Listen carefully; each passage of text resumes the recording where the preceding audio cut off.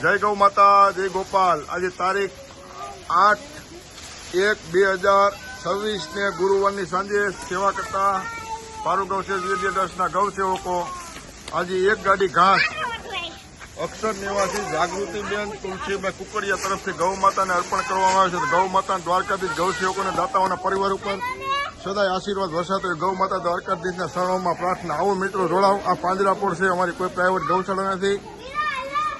અહીંયા હજારો ગૌ વસ્તીની સેવાની ખૂબ જ જરૂર છે। હાલજો, ધીરે ધીરે હાલજો।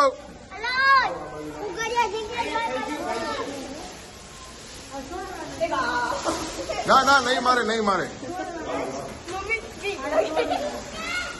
કુકડિયા પરિવારે આખું આવ્યું છે આજે ગૌ માતાની સેવા કરવા માટે। તો આવો મિત્રો જોડાવ।